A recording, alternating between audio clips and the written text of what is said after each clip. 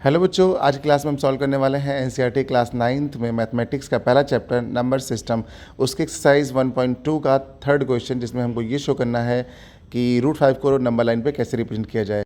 Question number 3, show how √5 can be represented on the number line. तो number line पे हमको √5 को represent करना है। उसके लिए हमने एक स्ट्रेट लाइन ड्रॉ कर ली है। स्ट्रेट लाइन पे हम इक्वल इंटरवल्स बना लेंगे।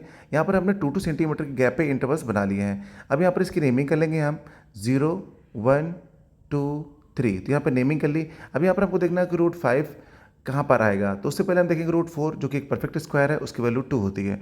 2 जो है वो नंबर लाइन पे दिख रही है, तो जो √5 आ रहा है वो 4 से बड़ा होगा। इसका मतलब 2 के थोड़ा सा आगे लाई करेगा। अब हम 2 पर 90 डिग्री का एंगल फॉर्म करेंगे। उसके लिए हम एक सेमी सर्कल ड्रॉ करते हैं 2 पर, और यहाँ पर जहाँ पर भी 2 पर लाइन टच करती है वहाँ पर एक 60 डिग्री एंगल फॉर्म करते हैं। फिर 120 का, फिर 120 से एक आर्क लगाते हैं ऊपर और 60 से लगाते हैं। तो जिस पर भी दोनों आर्क इंटरसेक्ट करते हैं जिस पॉइंट पे, वहाँ पर 2 से मीट कराते हैं। तो यहाँ पर हमारे पास एक स्ट्रेट लाइन बनती है जो कि 90 डिग्री का एंगल फॉर्म करती है 2 पर। अब 0 से 1 के बीच का डिस्टेंस लेंगे और उतने ही डिस्टेंस पे 2 से एक आर्क लगाएंगे उस 90 वाली लाइन पे।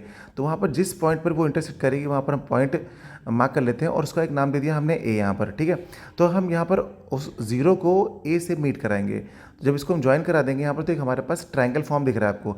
यहाँ से ए और 2 के बीच की डिस्टेंस कितनी दिख रही है? 1 यूनिट है हमारे पास। ठीक है, नीचे 0 से 2 के बीच की डिस्टेंस कितनी हो जाएगी? 2 यूनिट हो जाएगी। तो यहाँ पर हमारा देखते हैं ट्रायंगल फॉर्म हो रहा है, बट इसकी नेमिंग नहीं है। चलिए इसकी नेमिंग कर लेते हैं। तो ए पॉइंट हमारे पास पता है, 0 पर हम बी बना लेते हैं और 2 पॉइंट को हम सी बना लेते हैं। तो यहाँ पर ए बी सी हमारे पास एक ट्रायंगल फॉर्म हो जाता है, बट सी पर क्या है? राइट एंगल ट्रायंगल है, क्योंकि सी को हमने 90 डिग्री बनाया है। तो हम यहाँ पर क्या लिखेंगे? In right angle triangle A B C applying Pythagoras theorem. अब ये पाइथागोरस थ्योरम क्या होती है? ट्रायंगल की जो सबसे बड़ी साइड होती है ना, उसको बोलते हैं हम हाइपोटेन्यूज। तो उसका स्क्वायर कर लेते हैं, यानी A B square is equals to बाकी की जो दोनों साइड बचती है ना, उनका स्क्वायर करके सम कर लेते हैं, यानी A C square plus B C square.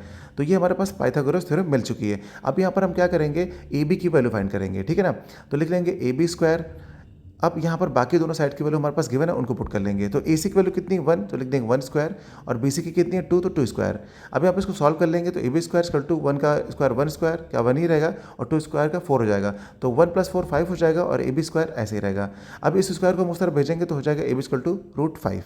तो ए बी की वैल्यू हमें कितनी मिल चुकी है बच्चों? √5। अब √5 हमने यहाँ पे लिख दिया, तो ए बी के डिस्टेंस को हमें नंबर लाइन पे दिखाना होगा। इसके लिए हम क्या करेंगे?